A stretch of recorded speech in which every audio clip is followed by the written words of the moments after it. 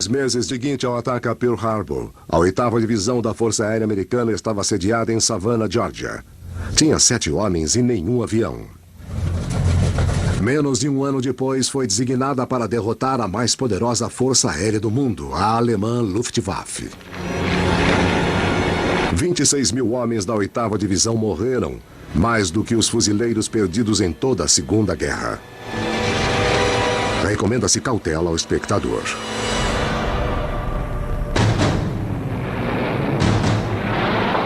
Os aviões americanos da 8ª Divisão da Força Aérea bombardearam o aeroporto. Abriram caminho para chegar à Alemanha e abriram caminho para voltar.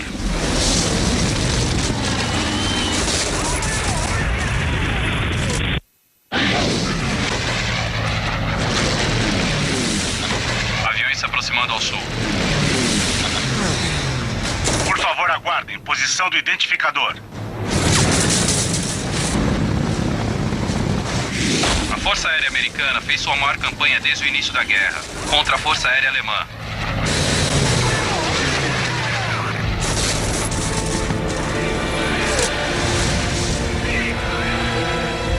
Quatro vidas.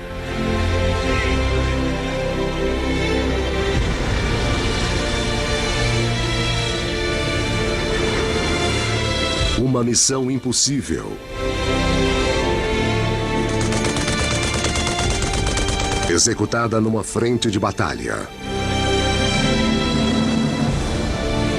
A quase 8.000 metros de altura.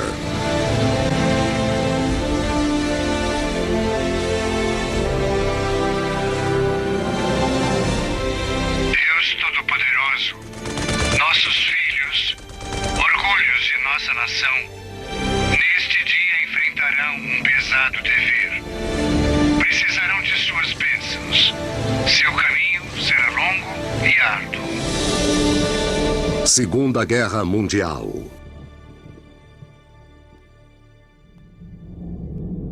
A Guerra no Ar.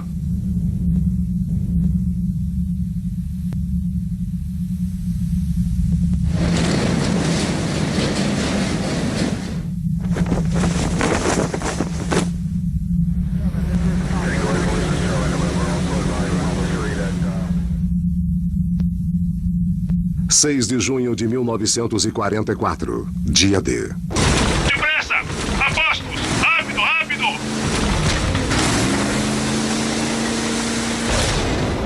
Rápido, rápido!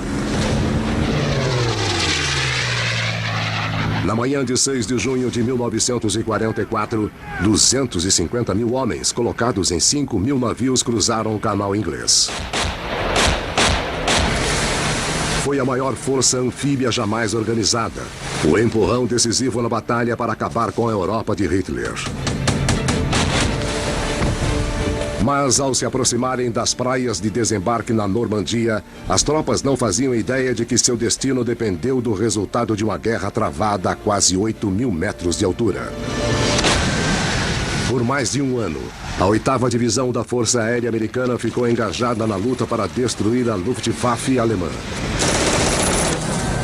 E assim evitar que centenas, se não milhares de aviões inimigos atacassem e dizimassem as tropas desembarcadas no dia D. Apesar de travada na luz do dia, poucos conhecem os detalhes e os sacrifícios dessa batalha pela supremacia aérea.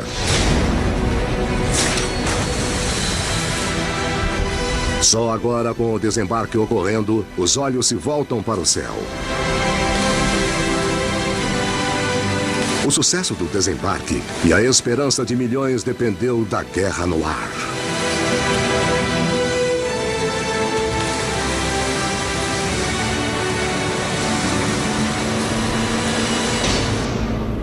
(15 meses antes, 26 de fevereiro de 1943. Sem força, não sei o que houve.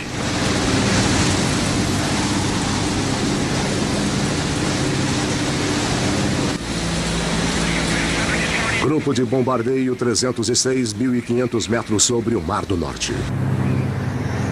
Até agora nunca pensei de verdade sobre minha morte. Ainda estou tentando entender o que aconteceu. Fomos atingidos. Isso eu sei. Andy Rooney, 24 anos, de Albany, Nova York, voltava à Inglaterra a bordo de um B-17 Banshee avariado. Ao cabo de 6 meses de operações, a 8ª Divisão da Força Aérea já havia sofrido terríveis baixas.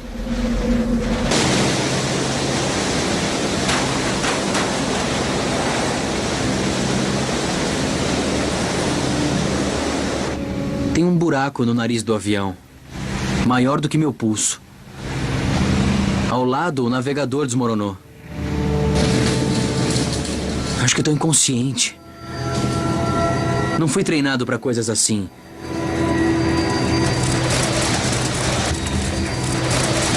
Sou só um repórter. Tudo no avião tá chacoalhando. Acho que eu vou vomitar. Estação 111 da Força Aérea Americana, Tunley, Inglaterra.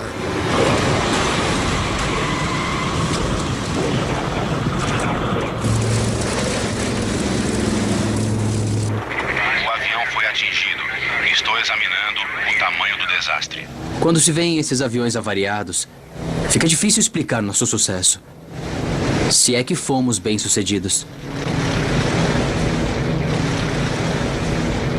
Não quero nem pensar nos homens dentro deles. Meu Deus, espero que o mesmo não aconteça com a gente.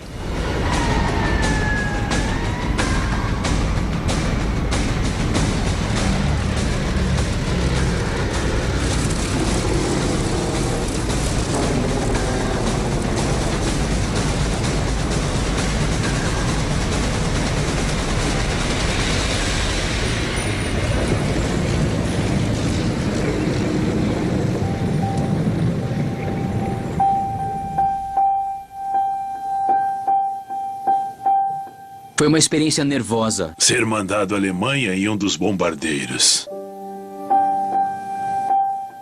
Fiquei nervoso. Tive medo de ser morto.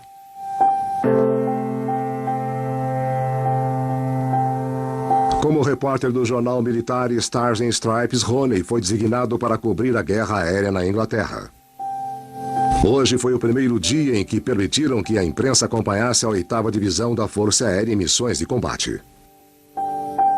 Quando fui à incursão, pensei em meus amigos lá em casa, em meus pais. Eu sabia muito bem que era perigoso e não estava gostando.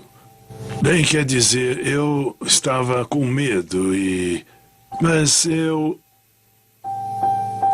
sabia que escreveria histórias pelos mesmos jovens que estavam voando. E se eles voavam, eu tinha que voar. Assim eu me senti.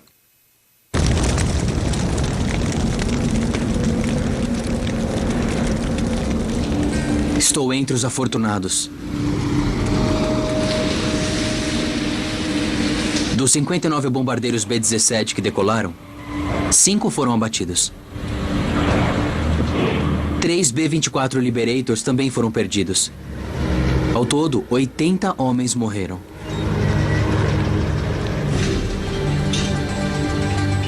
Dentro do hospital, os que tiveram a sorte de sobreviver receberam tratamento para ferimentos terríveis. O cheiro de carne queimada paira no ar. A visão dessas coisas é quase que insuportável.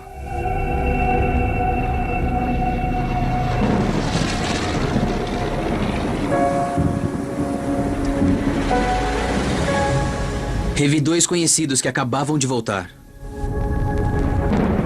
De hábito, após as missões, eles me encontravam e falavam das coisas.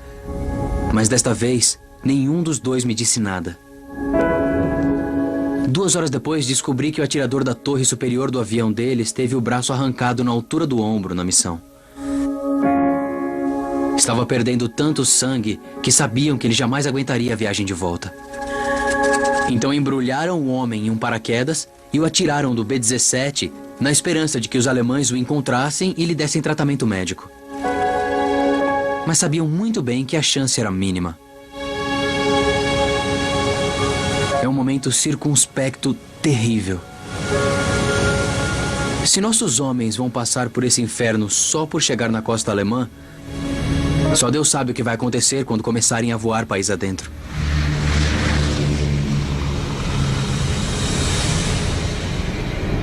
Em fevereiro de 1943, fazia 6 meses que a 8ª Divisão lançava principalmente missões curtas e rápidas.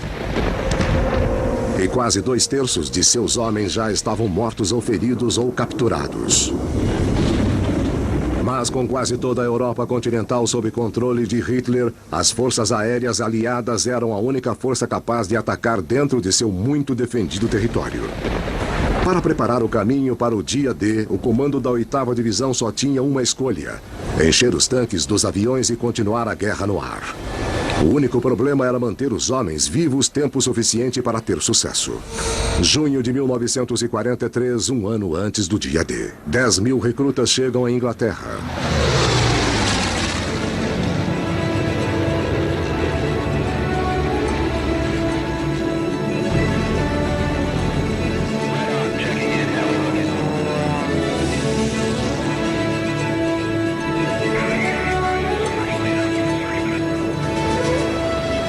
Em junho de 1943, 4 novos grupos de bombardeio chegaram à Inglaterra, entre eles o 100º, um grupo conhecido nos Estados Unidos por seus atiradores difíceis de controlar e arrogantes.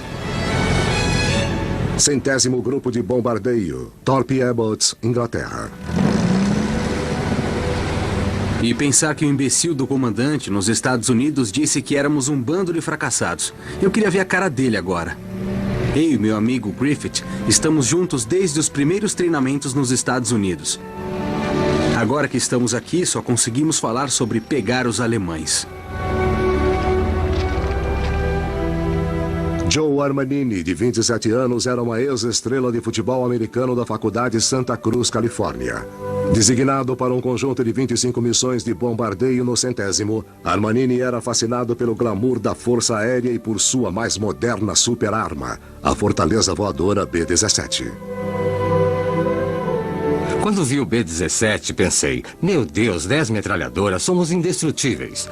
E o avião era esplêndido, divino, no mínimo maravilhoso. E meu primeiro avião era prateado, não tinha sido pintado com camuflagem ainda.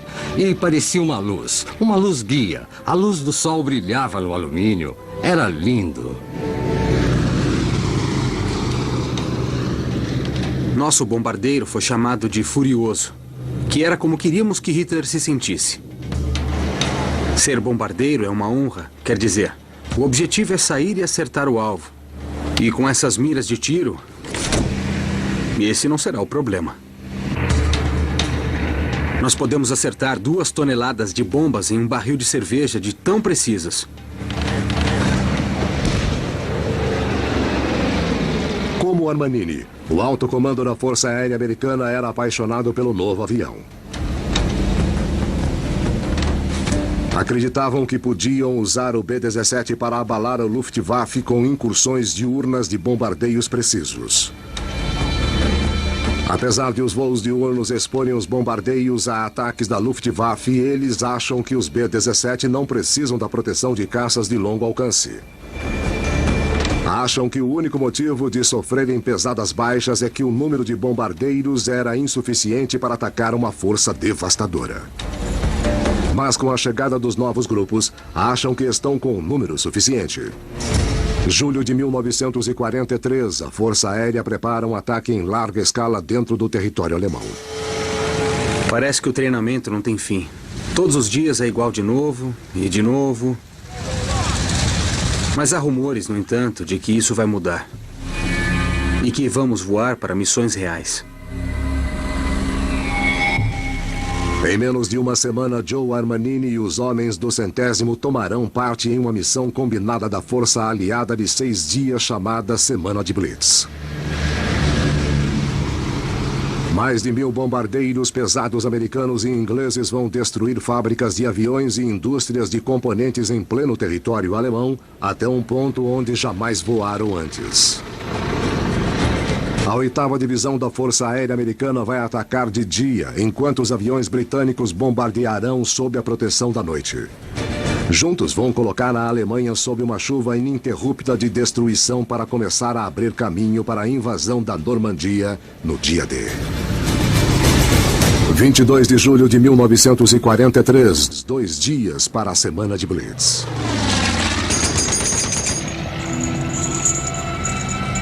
Ninguém gosta muito de mostrar, mas é claro que o pessoal está nervoso.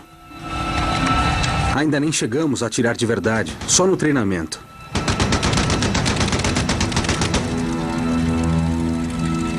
No último exercício prático, todos se perguntavam como seria voar de verdade em território alemão. Meu amigo Griffith disse que ouviu falar que se os alemães acertarem seu avião e você pular de paraquedas, os alemães atirarão para fazer buracos no paraquedas e atirarão em você para que você não tenha chance alguma de chegar ao chão com vida. Que seja, digo a ele. Não estou tão preocupado com os alemães. Podemos com qualquer coisa que atirarem em nós. Mas que vão ser incursões dos diabos, vão.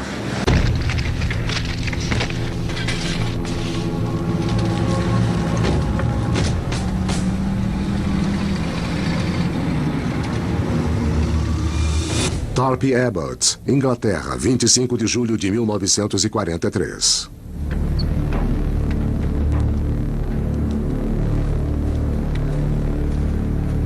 O sol mal raiou e já estamos correndo, nos preparando.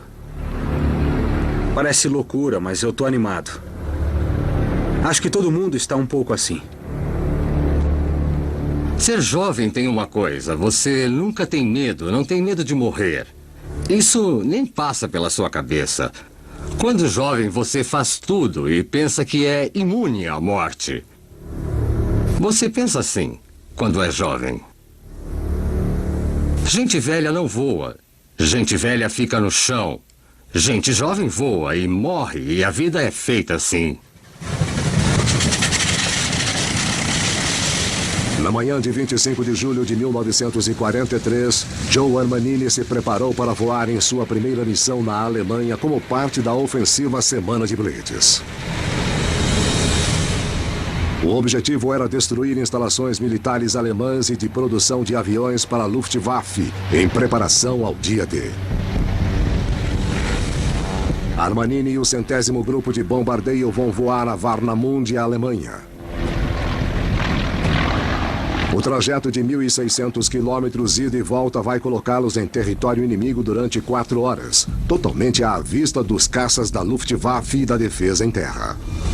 Semana de Blitz, missão a Warnemünde, 8 da manhã.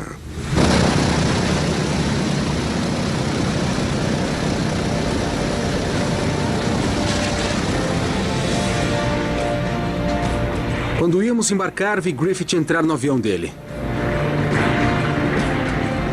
Desejei boa sorte e ele me disse: "Vejo você no bar."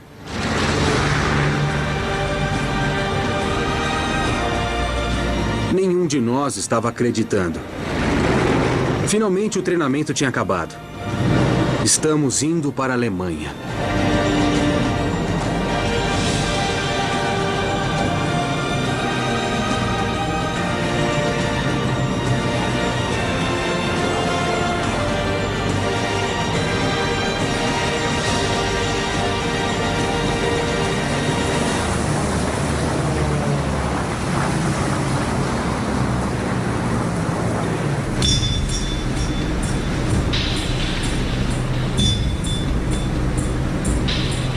Quando Armanini e os outros 263 bombardeiros ainda estavam em formação circular, os pilotos avistaram os primeiros inimigos.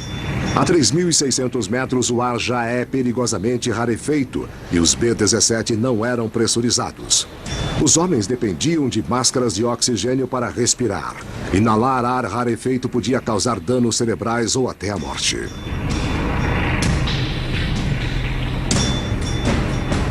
A 8.000 metros, os aviões entraram em velocidade de cruzeiro e a temperatura caiu a 50 graus negativos.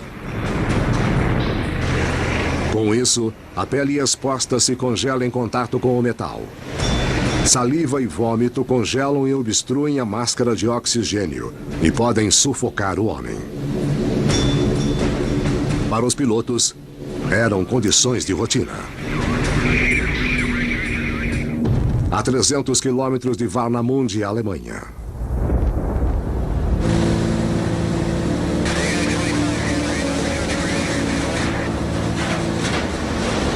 Estamos aqui há horas. E quanto mais nos aproximamos do alvo, pior fica a visibilidade. Bassett e Reed ficam falando o tempo todo das condições de nuvens e de velocidade do vento. Só sabem falar do tempo. Perto de Varnamund, o tempo só piorava. Pesadas nuvens tornavam impossível bombardear visualmente os alvos e colocavam os bombardeiros em condições de colisão. Não havia opção senão mudar de rumo. Varnamund foi poupada e o grupo seguiu para o seu alvo secundário, a cidade de Kiel, 250 quilômetros a oeste. A mudança ia incumpridar a missão, dando mais tempo à defesa alemã para localizá-los. Quanto mais tempo ficassem em território alemão, menor seria sua chance de sobreviver. A 120 quilômetros de Kiel, Alemanha.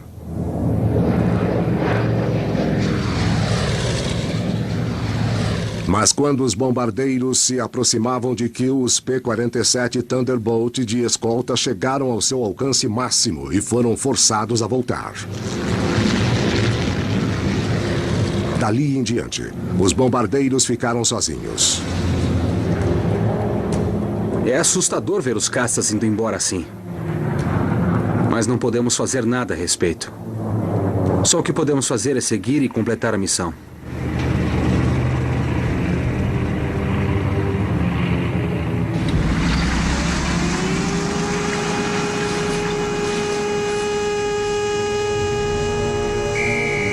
Preparar!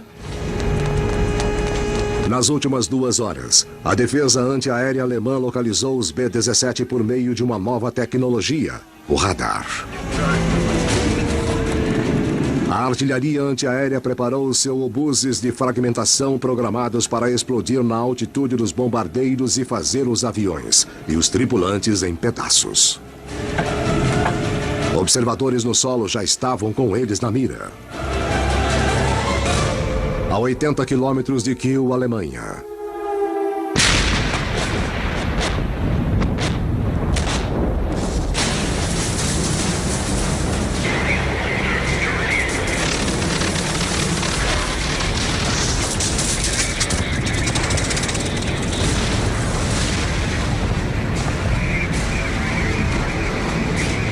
Já na área de defesa antiaérea, os aviões chegaram a um marco pré-determinado chamado ponto inicial. O B-17 de Armanini fez uma última mudança de curso e se pôs em rumo direto ao objetivo. O restante dos bombardeiros o seguiu. O piloto William Viu ligou o piloto automático e deu o controle do B-17 a Joe Armanini. Curvado em seu posto de bombardeio, Armanini só tinha 8 minutos para enquadrar o alvo. Como líder, cada avião de trás bombardearia conforme a orientação de Armanini. Se ele errar, todos errarão.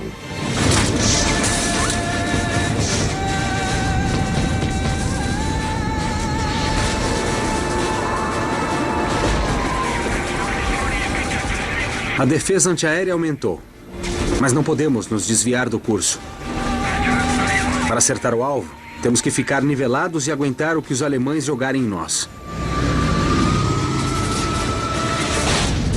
Avistamos o inimigo pelos flancos.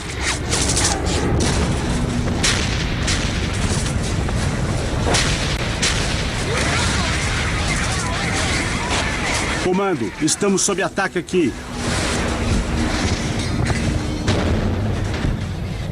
Estou ouvindo chamados de socorro de outros bombardeiros. Um deles é do avião do Griffith. O piloto diz que foram atingidos. Meu Deus, há pouco estávamos na pista nos perguntando o que os alemães fariam conosco. Agora sabemos. Vão nos matar. Vão nos matar e rapidamente.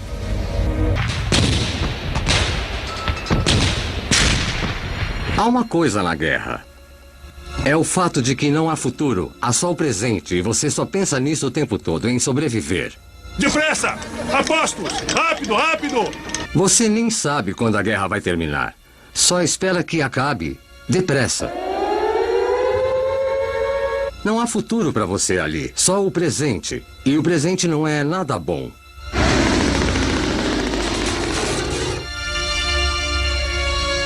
Você espera sobreviver mais um dia. Mais uma missão. Sobre Kiel, Alemanha, 25 de julho de 1943.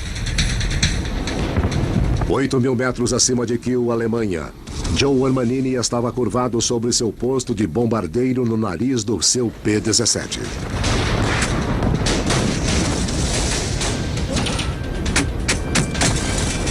A artilharia antiaérea lançava bombas de fragmentação que faziam os aviões em pedaços. Momentos antes, Armanini soube que o avião do melhor amigo tinha sido atingido. Agora, diretamente embaixo dele estava o alvo que vieram de tão longe para destruir.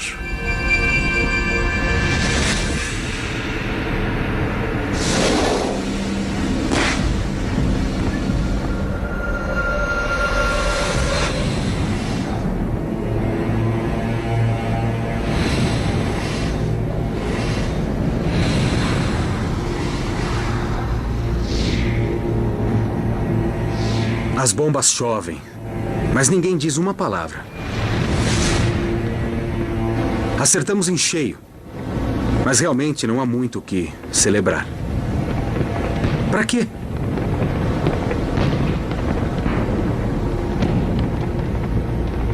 À nossa volta, os aviões estão despedaçados.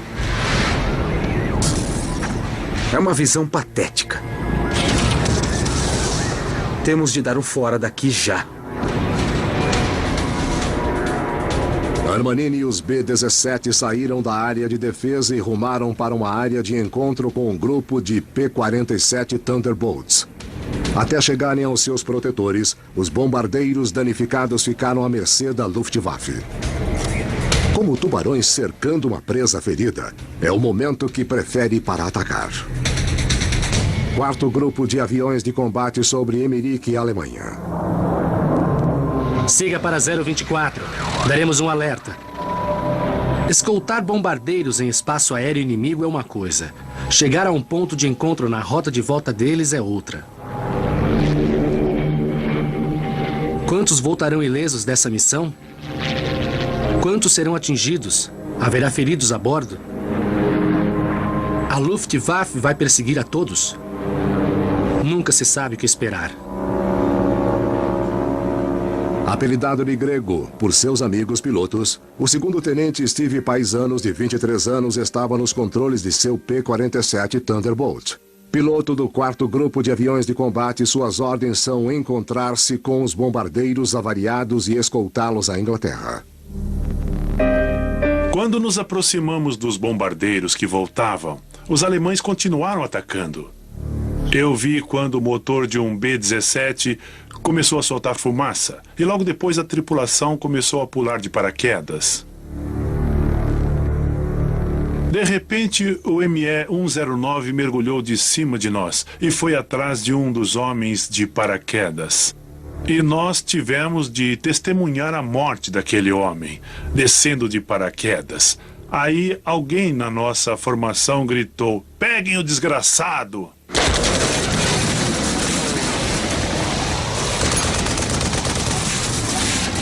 Combatendo a 800 km por hora, Paisanos e o quarto grupo fizeram manobras evasivas para proteger os bombardeiros.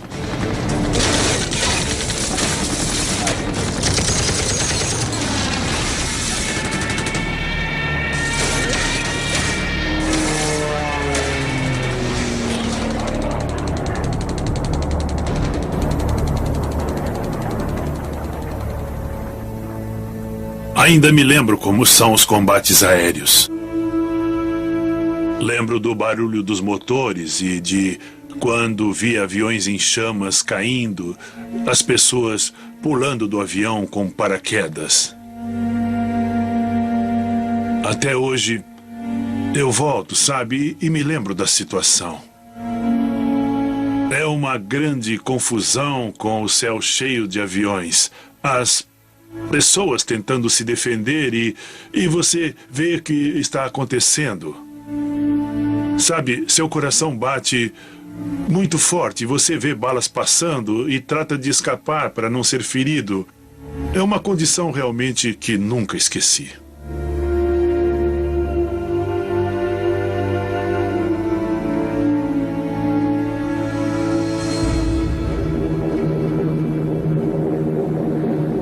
duelo aéreo terminou em minutos.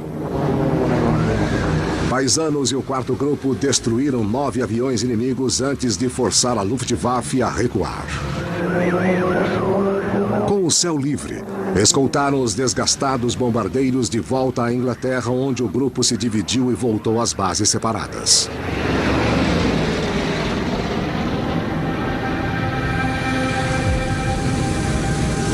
Não acredito que voltamos. É realmente um imenso alívio. 100º Grupo de Bombardeio, Thorpe Abbotts, Inglaterra. Mas meu alívio acabou instantaneamente quando perguntei do avião de Griffith. Ninguém sabia nada. Ninguém sabia o que tinha acontecido. Mas quando um avião não volta depois de algumas horas, é porque não vai voltar mais. Não faço ideia do que a família de Griffith pode estar fazendo agora. Estão a milhares de quilômetros e não têm noção de que o filho está morto ou está morrendo agora.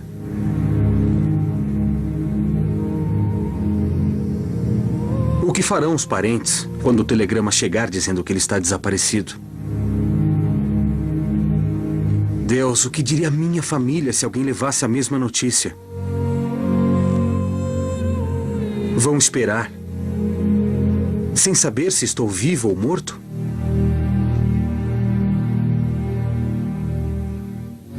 Acho que vão preferir que lhes contem que o filho morreu e pronto.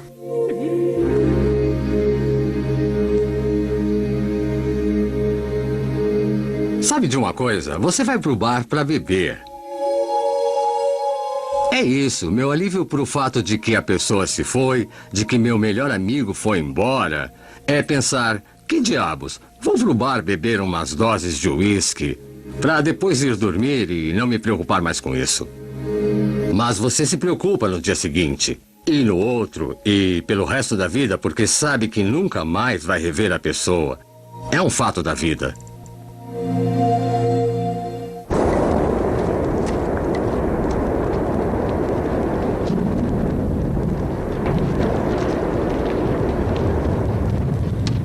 Londres está preparada para a guerra. As bombas alemãs destruíram tudo. Aqui, a guerra é pessoal. Londres, Inglaterra, julho de 1943. Temos um oficial. No prédio do London Times. Estive na parte da cidade conhecida como City, no fim da rua Fleet, onde só vi devastação por toda parte. Não havia lugar que não tivesse sido atingido e foi perturbador. É só dar uma olhada nos homens e mulheres nas ruas. Mães e esposas que perderam seus entes queridos, cujas famílias e casas foram destruídas, para entendermos por que odeiam Hitler com tanta força. A atitude aqui é de que os alemães começaram a guerra. E nada do que acontecer a eles será castigo suficiente. Esquadrão 156 da Real Força Aérea, Huntingdonshire, Inglaterra, 27 de julho de 1943. Em 27 de julho de 1943, forças inglesas e americanas entraram no terceiro dia da Operação Conjunta Semana de Blitz. O objetivo era bombardear para inutilizar instalações militares e industriais no interior da Alemanha.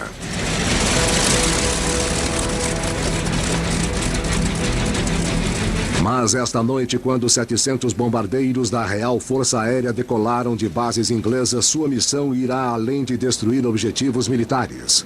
Cada avião estará armado com 1.400 quilos de bombas incendiárias. E seu alvo principal será o povo alemão. Hamburgo, Alemanha. 12 horas depois.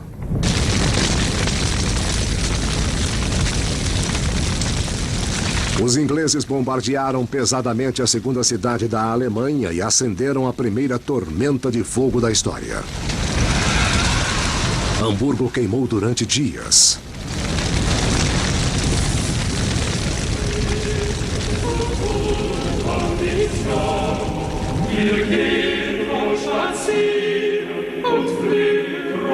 Quando pelotões de socorro puderam entrar na cidade, em 2 de agosto, encontraram ruas e abrigos coalhados de corpos carbonizados. 45 mil corpos foram retirados dos escombros. Os britânicos que tinham sofrido durante anos com as bombas da Luftwaffe consideraram Hamburgo uma vitória esmagadora. Sua aniquilação significava quebrar o moral do povo alemão e levar a guerra até suas casas.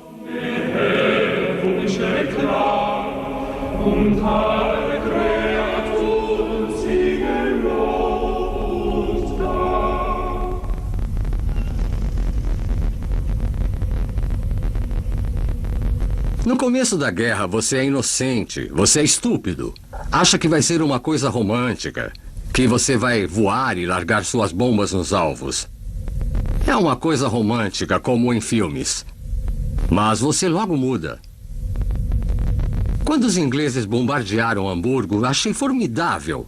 Mataram 35 mil pessoas e pensei que eram 35 mil a menos.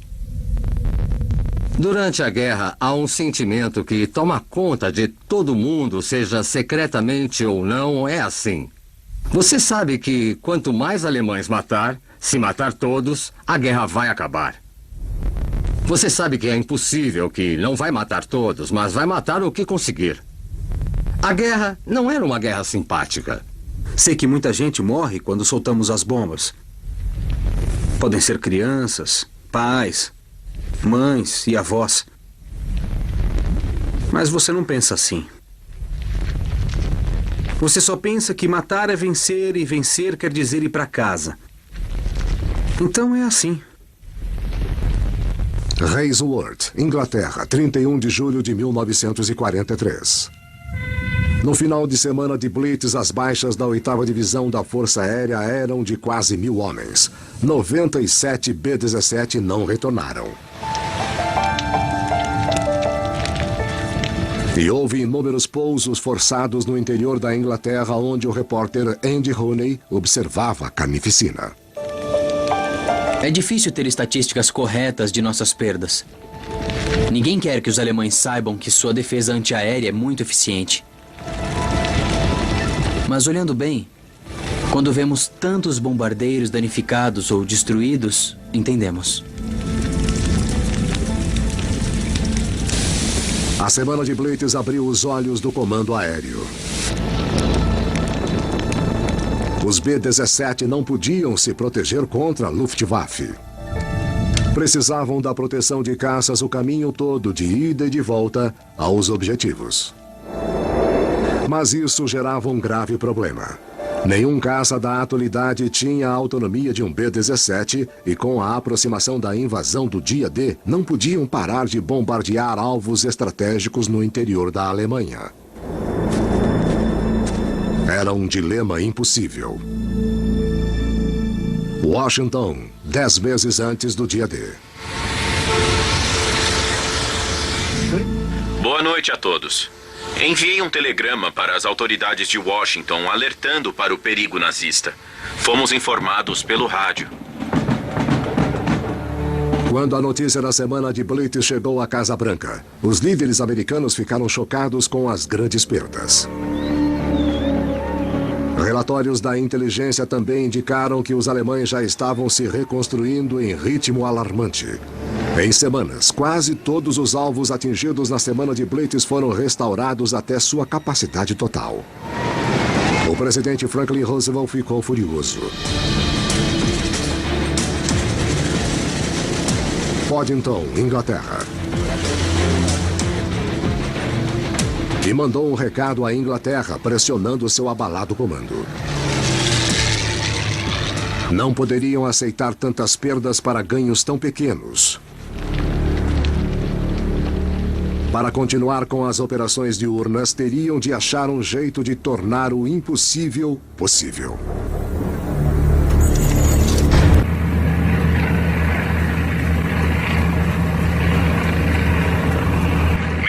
Mayday, sofremos uma avaria, estão ouvindo?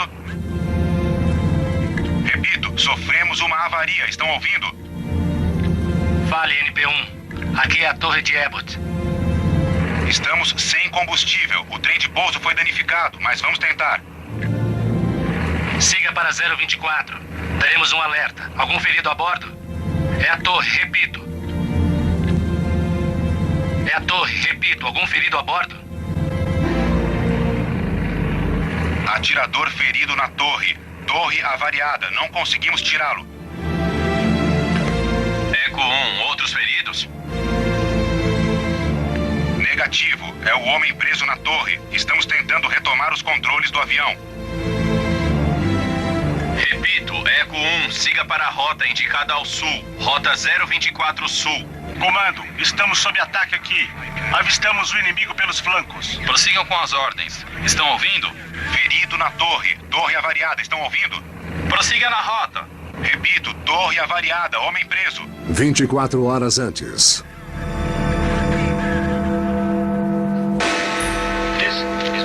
Londres, Inglaterra. Face à desastrosa ofensiva da semana de Blitz, vários líderes americanos ficaram céticos com a 8ª Divisão da Força Aérea. O presidente Roosevelt pensou em abandonar as operações diurnas e se unir aos ingleses para missões noturnas. Mas com o dia D a menos de 10 meses, o comando da 8ª Divisão ainda acreditava que a precisão dos ataques diurnos era o modo mais eficiente para destruir a Luftwaffe.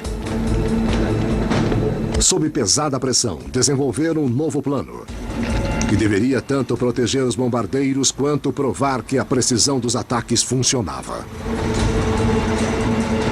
Thorpe Abbott, Inglaterra, 16 de agosto de 1943. Parece que algo grande vai acontecer. As tripulações estão aparelhando os tanques Tóquio. Isso só pode significar uma coisa. A viagem vai ser longa. Joe Armanini e os homens do 100º Grupo de Bombardeiros passaram as últimas 2 semanas descansando e se recuperando da semana de Blitz. Chegou a hora de voltar à ação. Sua missão é um ataque duplo que vai mandar 376 bombardeiros ao espaço aéreo do interior alemão. Seu objetivo serão instalações industriais vitais que, fora de uso, abalarão seriamente a máquina de guerra alemã. O plano era 2 grupos voar em rotas semelhantes como se estivessem se dirigindo ao mesmo alvo. Uma vez na Alemanha, se dividiriam em 2, dividindo a defesa inimiga para que cada grupo só enfrentasse metade dos aviões de combate alemães. O primeiro grupo atacará um grande complexo de fábricas de rolamentos em Schweinfurt, antes de dar a volta e retornar à Inglaterra. Armanini e o segundo grupo de ataque continuarão até a planta de montagem Messerschmitt, em Regensburg. Após bombardear a planta, escaparão pelos Alpes austríacos e descerão às bases americanas do norte da África. Missão Regensburg-Schweinfurt, 17 de agosto de 1943, 5h30 da manhã.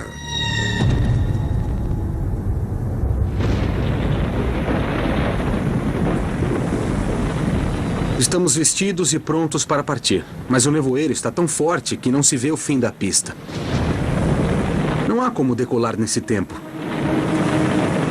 Ficaríamos perdidos assim que decolássemos. Em Thorpe Abbott, Armanini e o grupo Regensburg também esperavam. Um pesado nevoeiro impedia qualquer decolagem.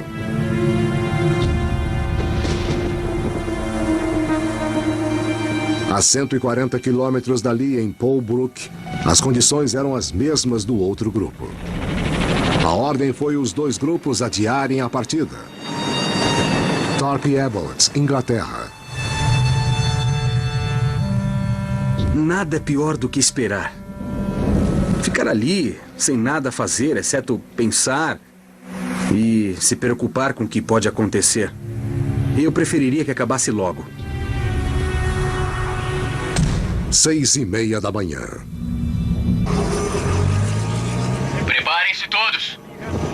Espero que tenham decidido decolar ou voltar aos alojamentos. Eu já queria um bom gole de uísque.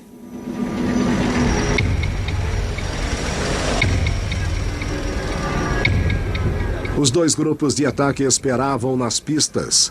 A hora da dissipação do nevoeiro era incerta para permitir a decolagem dos 376 bombardeiros em tempo hábil.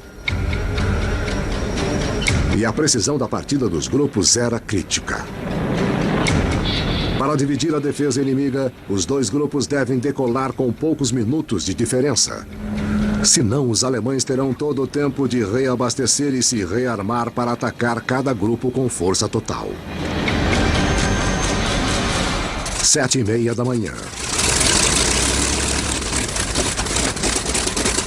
Depois de mais de 2 horas de atraso, o comando aéreo foi forçado a tomar uma decisão.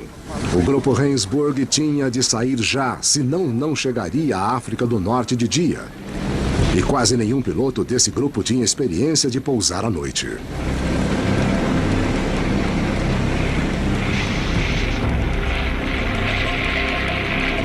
Armanini e o grupo Rendsburg decolaram no céu pesadamente encoberto com rota para a Alemanha.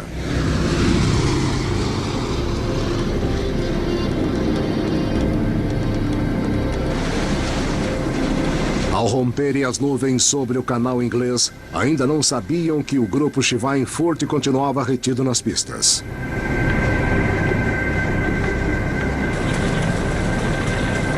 Serão necessárias mais 3h30 antes desse grupo levantar voo. Na hora da decolagem, a dupla incursão já estava condenada. A precisão já avaliada como crítica ficou mais comprometida.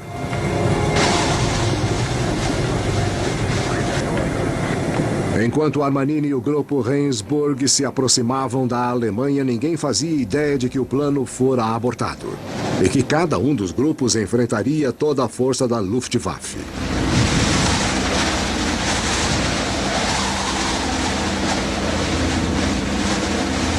Sobre Rendsburg, a Alemanha, 11h30 da manhã.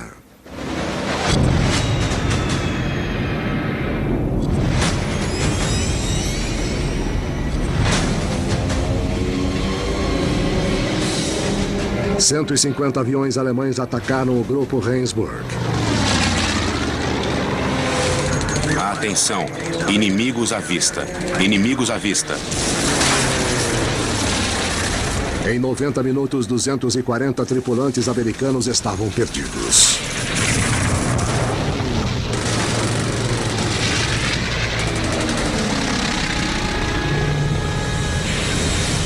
Sobre Schweinfurt, Alemanha, 2h30 da tarde. Não entendido. Câmbio. 300 caças alemães reabastecidos e rearmados emboscaram os bombardeiros.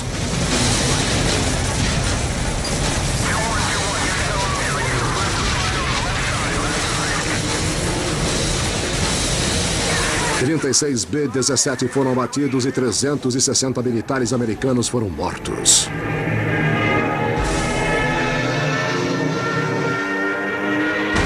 Holbrook, Inglaterra, 6h30 da tarde.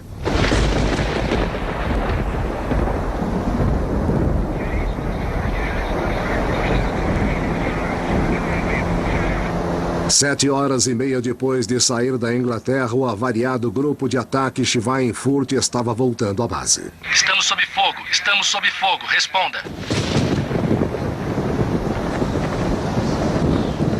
Entre os que esperavam ansiosamente sua volta estava o repórter da Stars and Stripes, Andy Rooney.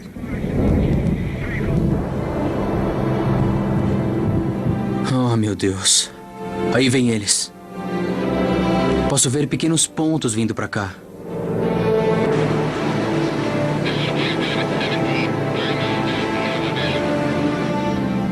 Eu não consigo nem imaginar pelo que passaram. Alfa 1 para a torre, avarias na asa direita. Estamos prosseguindo. Entendido, Alfa 1. Danos na asa direita. Segundo motor parou. Motor número 4 em pane. Repito, o motor número 4 parou. Pista 23 à sua frente. Prossiga. Tudo acionado. Boa aproximação. Chamados frenéticos chegavam do piloto de um dos B-17. Seu atirador da torre esférica ficou preso na bolha de plástico colocada na barriga do bombardeiro. O sistema que gira a bola para que ele possa subir para dentro da aeronave foi atingido e quebrou. E ele ficou preso na gaiola de plástico. 2 motores estavam danificados. Eram 1.400 quilos de peso morto pendurados nas asas, que faziam o avião perder ainda mais altura. Os tanques de combustível estavam vazios, e os sistemas elétrico e hidráulico levaram rajadas de tiros. Sem sistema elétrico, o trem de aterrissagem não descia. Se conseguirem chegar à base, terão de descer de barriga. Não conseguimos. Não dá para abrir. Está quebrado. O atirador da torre sabia muito bem que com um avião sem rodas, tocaria o chão com a barriga do avião primeiro. E que seria esmagado entre o concreto da pista e a barriga do avião. E não tinha nada que ninguém pudesse fazer.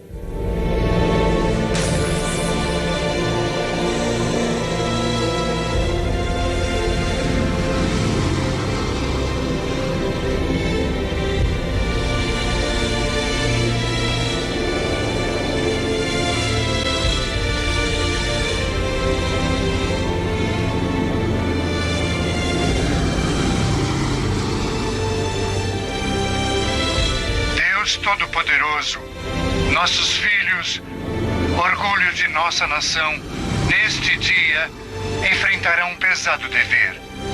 Uma luta para preservar nossa república, nossa religião e nossa civilização. E para libertar a humanidade em sofrimento. E para libertar a humanidade em sofrimento.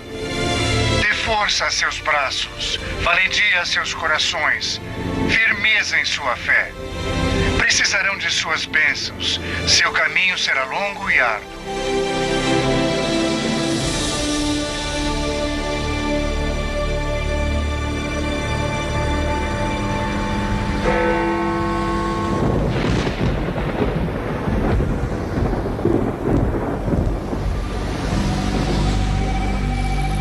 Voltei a Londres abalado e incapaz de escrever a história mais dramática, mais horrível e de partir o coração que já testemunhei.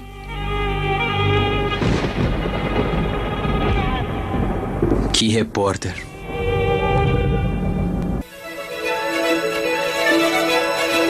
Clearwater, Flórida. Um grande esquadrão de bombardeiros americanos foi mandado à Inglaterra hoje para atingir objetivos alemães. Uma grande força de bombardeiros americanos foi enviada à Europa para preparar a invasão. Os aviões americanos mandados à Europa terão grande importância. O Exército Vermelho capturou 7 instalações esta manhã e aviões americanos bombardearam bases de jatos. Outro espetacular desempenho da grande garota Judy Garland. Base Aérea Mitchell, Milwaukee, Wisconsin, agosto de 1943. Pelo que dizem os noticiários, a guerra pode acabar antes de eu entrar nela. Segundo o artigo, eu vi Regensburg destruída. A 8ª Divisão da Força Aérea, baseada na Inglaterra, acabou com 30% da produção de caças alemães ao atacar a cidade. Nossa, isso é muita coisa. Parece que treinamos para nada. Apesar de que, no momento, só o que estamos fazendo é matar tempo.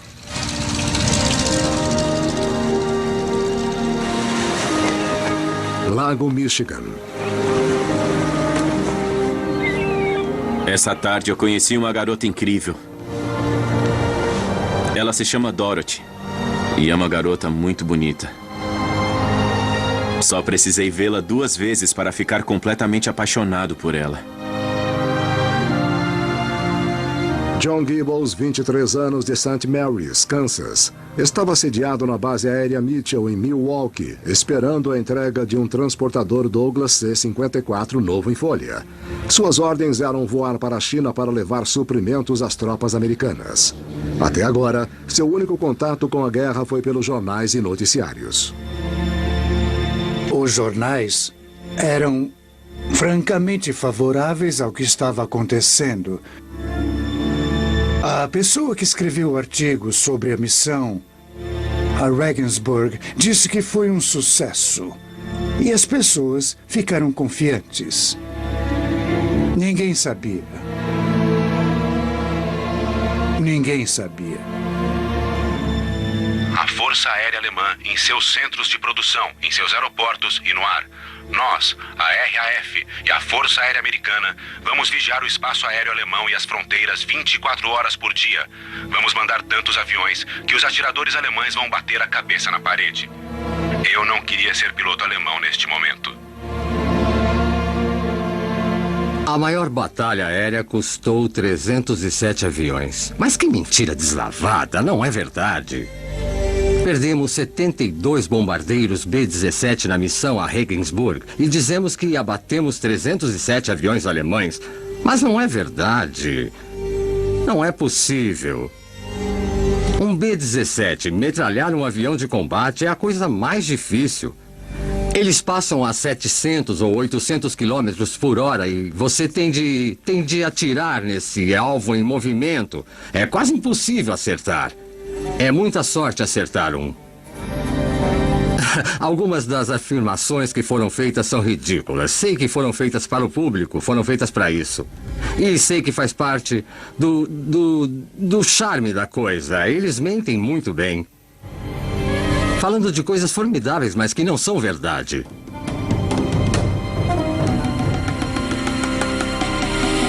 Batalha aérea custa aos alemães 307 aviões.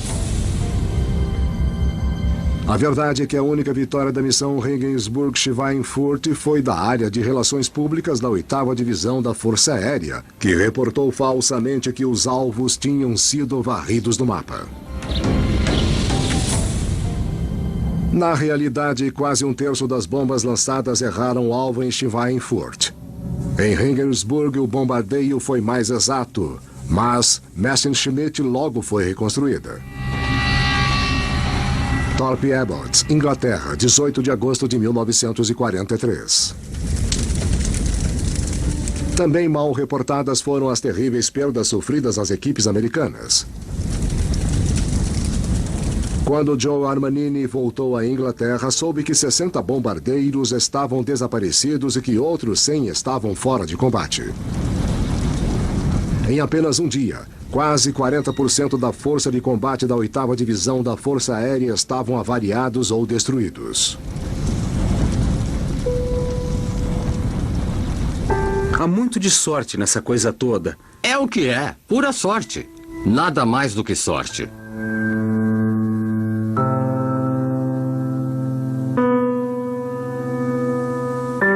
A guerra se tornou um horror total para todos nós, porque só podíamos pensar em tragédias, só ouvíamos falar disso, pessoas morrendo e assim... fiquei farto. 11ª Ala de Bombardeiros da Força Aérea Alemã, Neumünster, Alemanha.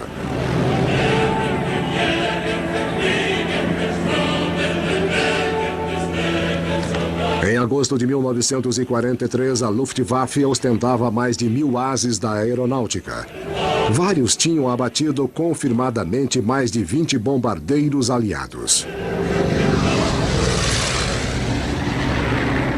Mas, apesar da sua grande reputação, os pilotos alemães eram empurrados a seus limites.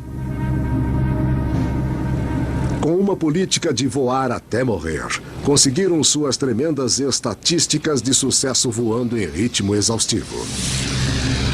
Apesar de destruírem 60 bombardeiros americanos na missão Regensburg-Schweinfurt, Hitler ficou furioso por não impedirem que a 8ª Divisão penetrasse tão longe na Alemanha.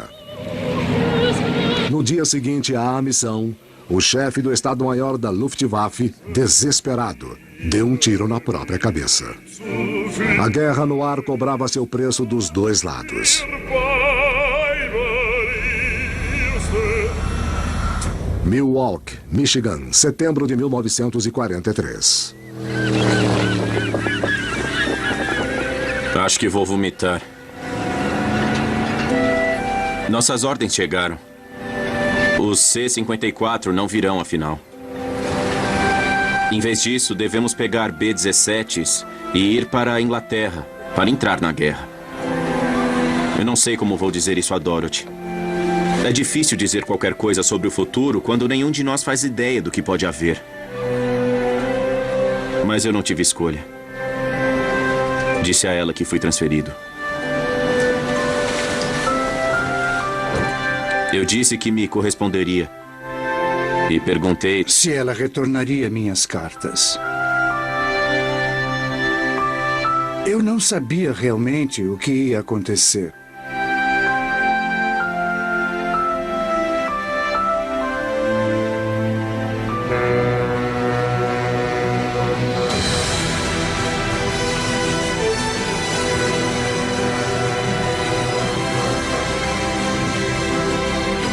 Por toda parte vejo americanos. Parece até que a Inglaterra foi invadida. Bristol, Inglaterra, novembro de 1943, 7 meses antes do dia D. Não era preciso ser espião alemão para ver que uma invasão aconteceria. Em nenhum momento... Deixei de pensar que ganharíamos a guerra. Tínhamos uma grande força, tínhamos muitos homens e tínhamos a Força Aérea. Eu nunca tive a sensação de que não ganharíamos a guerra. Tive a sensação de que podia ser morto nela, mas nunca pensei que a perderíamos. Em novembro de 1943, homens, munições e equipamentos fluíam para a Inglaterra em ritmo acelerado. A invasão da Normandia estava há menos de 7 meses e as preparações já estavam em andamento.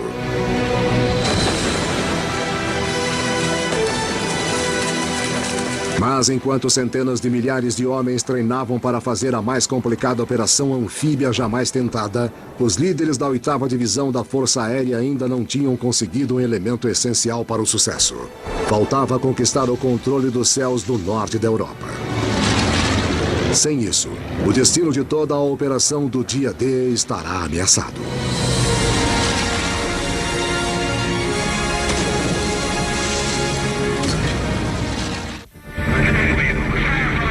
Este é o momento que tanto esperamos. Nossa vez de mostrar aos alemães de que somos capazes. Finalmente vamos poder fazer o que viemos aqui para fazer: atacar e partir para a matança. Sobre Pas-de-Calais, França, janeiro de 1944. Em janeiro de 1944, Steve Paisanos e o 4º Grupo de Combate Aéreo seguiam ordens drasticamente diferentes. O tenente-general James Durrell assumiu o comando da 8ª Divisão e implantou uma atitude nova e agressiva.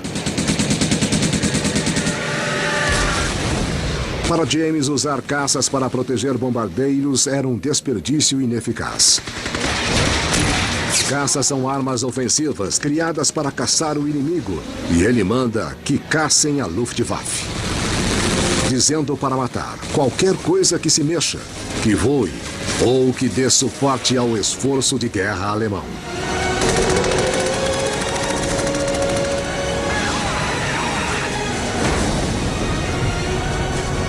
No mesmo mês, Paisanos e o 4º Grupo receberam aviões novos, os P-51 Mustang, equipados com poderosos motores Rolls-Royce e com 2 tanques adicionais de 280 litros de combustível. Era o avião de longo alcance sonhado pelos bombardeiros. Sob as novas ordens de James, o novo Mustang logo mostrou seu valor em combate. Em poucas semanas, os P-51 Mustangs triplicaram a taxa de abate de aviões da Luftwaffe.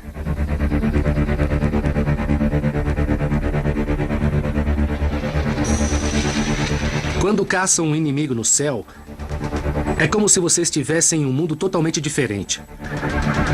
Seu oponente manobra com violência e tenta desesperadamente tirar você de trás dele. Mas uma vez que você está em posição de matar, você começa a tremer. Sua boca fica seca. Você começa a transpirar. E quando você dispara sua arma, sabendo que você vai matar uma outra pessoa, sente uma coisa diferente. Foi só quando tudo acabou que tive tempo de pensar no que tinha acontecido. E nessa hora caí em mim. Acabei de matar outro ser humano. 26º Esquadrão de Bombardeio Força Aérea Alemã, base de Drucá, Abbeville, França. Em posição. Para o comando da 8ª Divisão, o Mustang permite que se tenha esperança em operações antes destinadas ao fracasso. Em fevereiro de 1944, 4 meses antes do dia D, o comando aéreo americano estava cada vez mais desesperado para derrotar a Luftwaffe e preparou um lançamento de uma ofensiva de 6 dias constante em território alemão.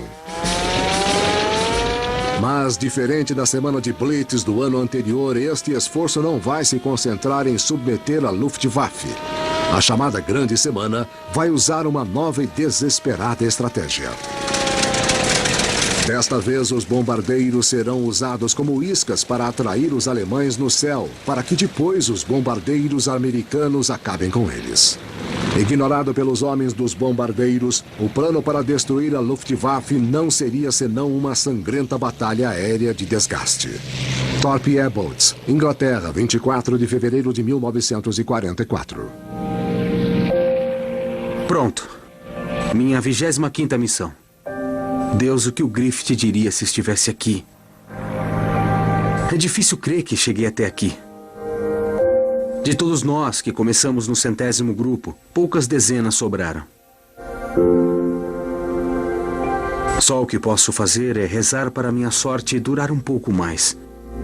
Eu não sabia o que ia acontecer comigo na missão número 25. Muita gente foi abatida na última missão. Você nunca sabe os planos de alguém que foi abatido. É que você não consegue antecipar o que vai acontecer. Não há como saber. Você já teria sorte se voltasse. Grande Semana, missão Rockstock, 160 quilômetros dentro do espaço aéreo inimigo. Rota 2125, ação à esquerda. 10 da manhã, Joe Armanini fecha sua mira em seu 25º alvo. 10h15, um grupo de aviões da Luftwaffe é localizado.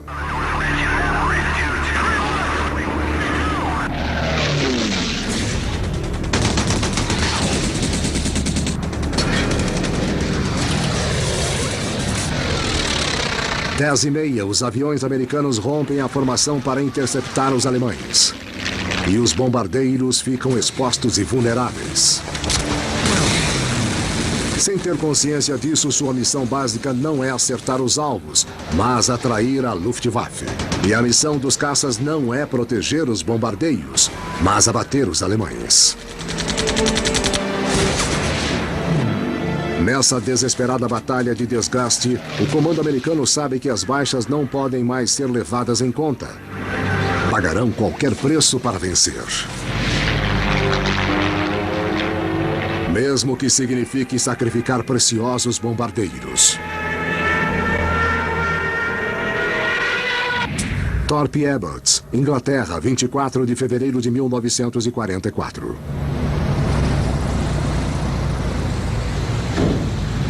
Não sei o que dizer. Consegui. Ainda estou vivo.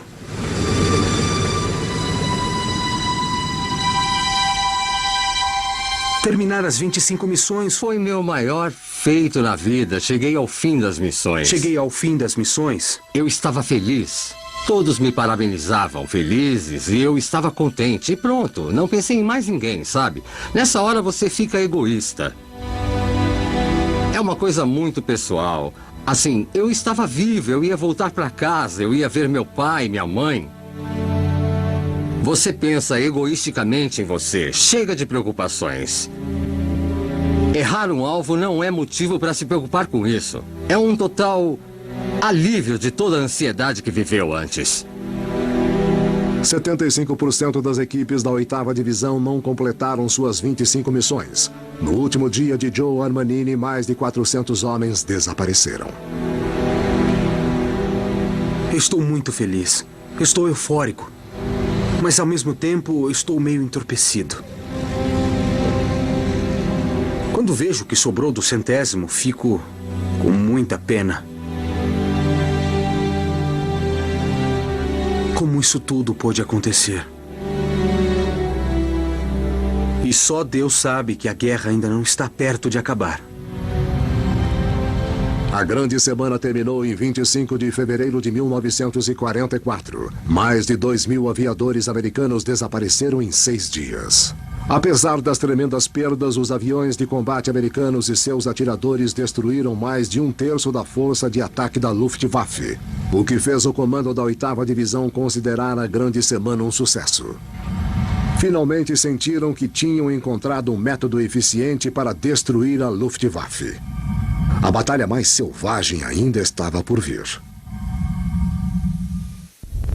44, há 3 meses para o dia D.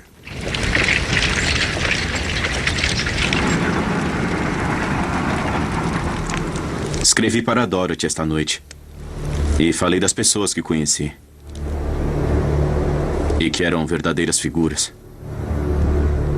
Disse a ela que nos divertimos muito. E que tenho jogado cartas e beisebol. O mais importante é que eu disse que estava tudo bem. E que ela não devia se preocupar. Porque eu sabia que iria revê-la muito em breve.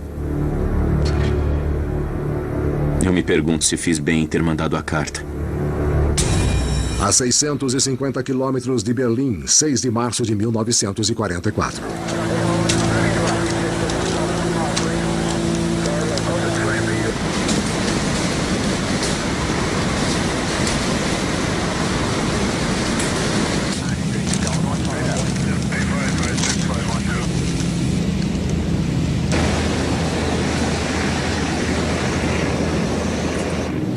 Minhas mãos estão tremendo e tento ficar em formação. É demais. Berlim. Até os mais experimentados pareciam estarrecidos quando o comando disse que estávamos indo para lá. Qualquer um que vá para a luta... Se disser que não está com medo, não pode estar sendo sincero. Eu sabia que iria entrar em combate e... esperava estar apto a enfrentar os fatos e ter coragem.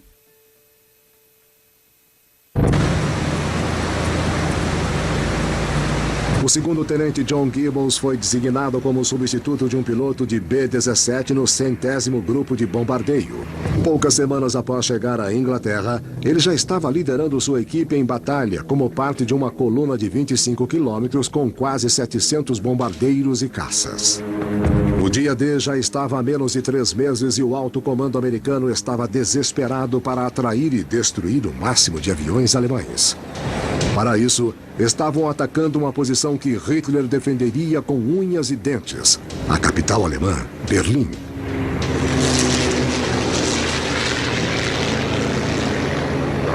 Com o próprio Hitler entrincheirado na cidade, essa era a missão mais perigosa jamais tentada.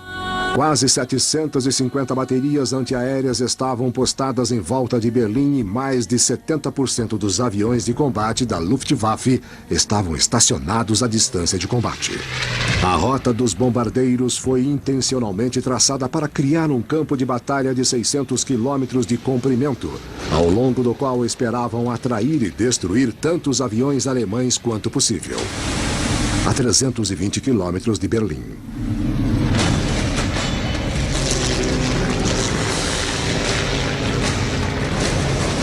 Pronto. É hora de ficar focado e de levar minha equipe para o outro lado.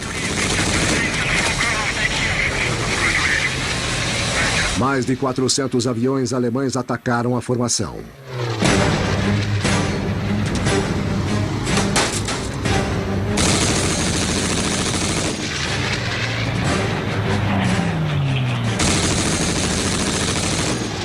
Em 30 minutos, 20 bombardeiros americanos estavam em chamas.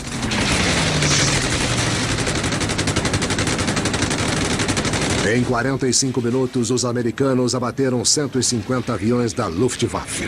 Há 2 aviões inimigos se aproximando perto do rio.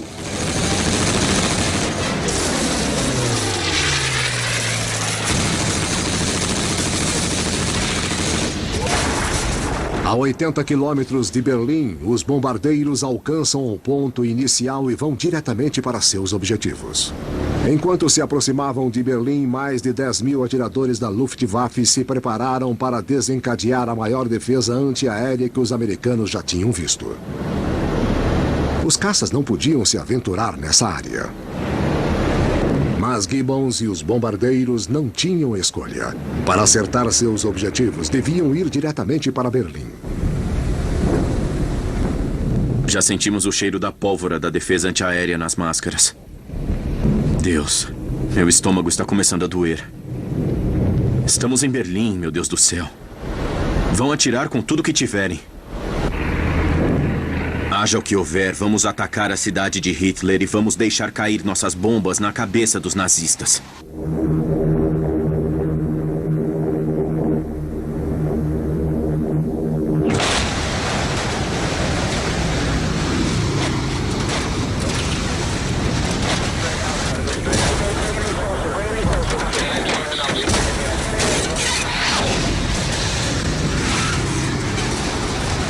Espere até avistar o alvo e estar seguro.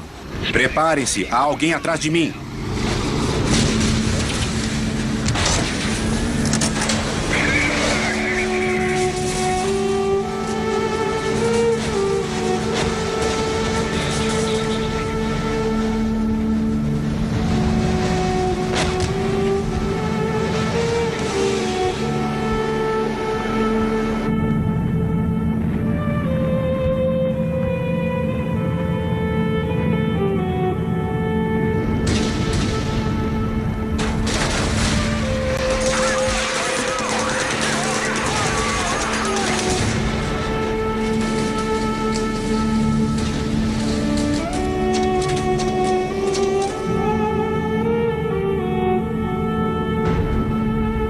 Como se o mundo inteiro estivesse em chamas. Como se o fogo pudesse nos alcançar e nos consumir a qualquer momento.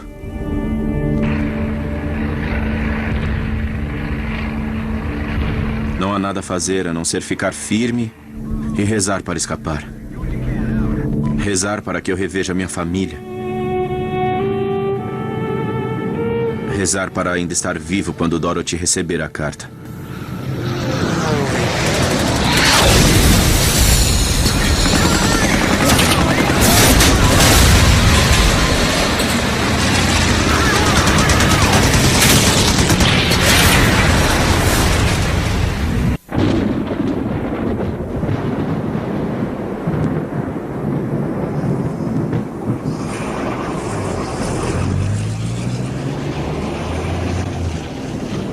Berlim, Alemanha, 6 de março de 1944, 5 horas depois do ataque. A Força Aérea Americana acaba de completar a maior incursão aérea diurna da guerra. Um boletim acaba de chegar a 1 hora. 69 bombardeiros americanos foram perdidos, 179 aviões de guerra alemães foram destruídos. Tudo depende de como os alemães bombardearam a cidade mais 2 vezes. Foi o começo do fim da Luftwaffe. Fomos descritos como sendo uma nação de fracos, de playboys, que contrataram soldados ingleses, ou soldados russos, ou soldados chineses para lutar por nós. Que repitam isso agora!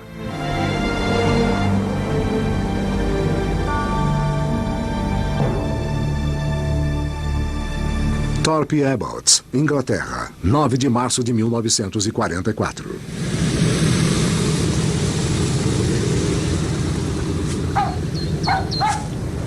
Os alojamentos estão vazios. Muitos homens simplesmente se foram. Mal tive tempo de saber seus nomes. Para John Gibbons e os homens do 100º, o ataque a Berlim foi o mais custoso em vidas da história do grupo. Mas também marcou o início do fim da batalha para derrotar a Luftwaffe. Quando olho para o rosto do pessoal, só vejo tristeza. Mas também há uma espécie de determinação amarga. O que vivemos, nos mudou. Sei que consigo liderar minha tripulação e enfrentar qualquer coisa nos céus. Agora sou parte do Blood 100.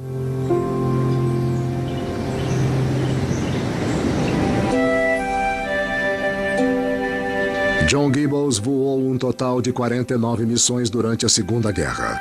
Serviu mais 26 anos na Força Aérea até se aposentar no grau de coronel. Depois de voltar para casa, casou-se com a namorada Dorothy. Eles têm 4 filhos.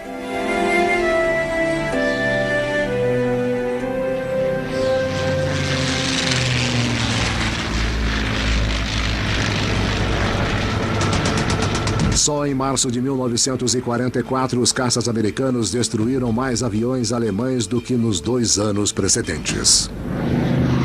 Com a ameaça da Luftwaffe seriamente diminuída, a Força Aérea Aliada passou os 2 meses seguintes bombardeando estradas de ferro, de rodagem e pontes, no esforço para evitar que os alemães reforçassem as praias da Normandia no dia D.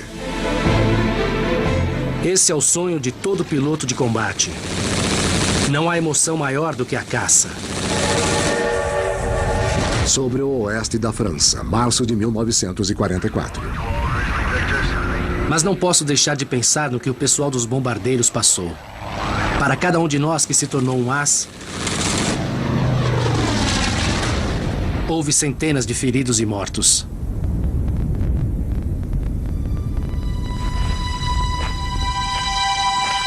A guerra não é para ganhar glória ou se tornar grande atirador.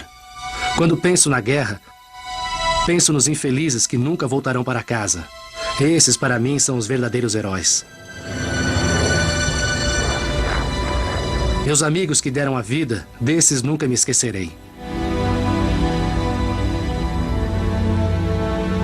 Steve Paisanos terminou a guerra como aviador as. Seu 4º grupo destruiu mais aeronaves inimigas do que qualquer outra unidade da 8ª Divisão.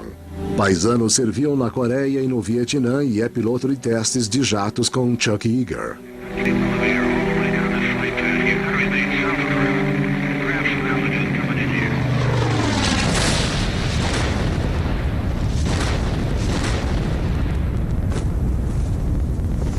6 de junho de 1944, dia D.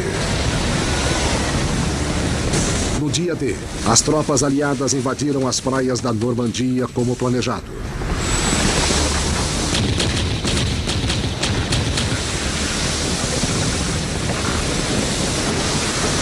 A resistência da Luftwaffe foi mínima. Já não tinham mais homens nem máquinas para combater com eficiência a força de invasão. Praia de Utah, 6 de junho de 1944. Saber que soldados americanos vão morrer é de cortar o coração. Mas também não posso deixar de pensar no que teria acontecido se nossos pilotos não tivessem se sacrificado como fizeram. Quantos mortos mais haveria? Nos meses que antecederam o dia D, as Forças Armadas Americanas na Europa sofreram 18.400 baixas. Mas na luta contra a Luftwaffe, conseguiram o impossível. Tomaram sua força recém-formada e inexperiente e destruíram a mais poderosa força de combate aéreo do mundo. Nunca vou esquecer o tempo que passei na 8ª Divisão, a Força Aérea. Eu acho que a 8ª Divisão foi certamente uma das armas de guerra mais importantes que os Estados Unidos já tiveram. Os alemães tinham de ser derrotados, e acho que fizemos parte da derrota que infligimos a eles. Eu fico feliz por ter sido do exército que os derrotou. Andy Rooney foi um dos primeiros repórteres a acompanhar a 8ª Divisão em batalha. Depois do dia D, continuou a reportar os frontes das forças aliadas por toda a Europa. Ele acredita a Stars and Stripes, o lançamento de sua carreira de jornalista. Depois, quando ouvi falar em dia D, não pude evitar me sentir orgulhoso. Ajudamos aquilo a acontecer. Travamos nossa guerra antes de todos os outros. E nos orgulhamos disso.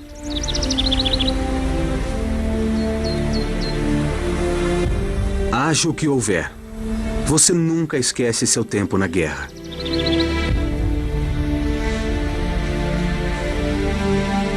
Há uma camaradagem, uma amizade que você nunca esquece.